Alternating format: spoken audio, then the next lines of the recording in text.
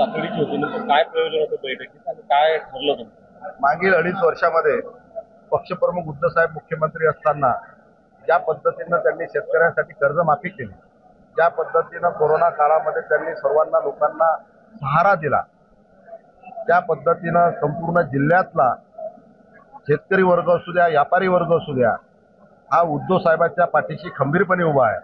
आणि या जिल्ह्यातल्या लोकांची सुद्धा मागणी आहे की इथं पक्षप्रमुख उद्धव साहेबांच्या शिवसैनिकाने इथं निवडणूक लढावी.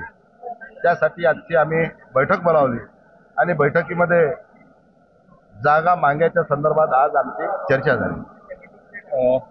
साधारणतः उमेदवार कोण असेल हे ठरलं? निश्चितपणे सर्वानुमते एक नाव पक्षप्रमुखाकडे आम्ही देऊ.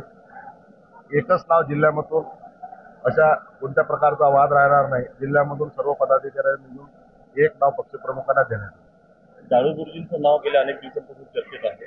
निश्चितपणे दाळू गुरुजी एक चांगलं नेतृत्व आहे, शिक्षक आहेत, आमदार सुद्धा राहिलेले आहेत आणि दाळू गुरुजींनी मोठ्या बलाढ्य व्यक्तींना त्यावेळी विधानसभेला पराभूत सुद्धा केलेला आहे. निश्चितपणे गुरुजी हा मतदारसंघ शिवसेनेकडे खचून आणू शकतो.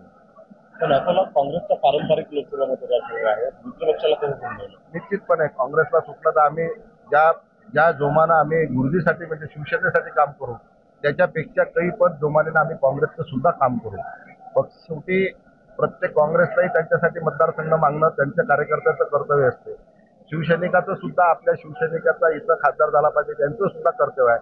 परंतु वरिष्ठ पातळीवर महाविकास आघाडीच्या नेत्यांनी, पक्षप्रमुखांनी जो निर्णय घेतला तो आम्हाला सर्वांना मान्य आहे. शेवटचा प्रश्न विचारतो. प्रकाश आंबेडकर महाविकास आघाडीमध्ये येणार वगैरे या चर्चा सुरू होत्या. निश्चितपणे बाळासाहेब महाविकास आघाडीत आले तर स्वागत आहे आणि निश्चितपणे त्यांना सुद्धा विजय करण्यासाठी शिवसेना ताकदीनं जोमानं कामाला लागेल. एबीपी माझा, उघडा डोळे बघा नीट.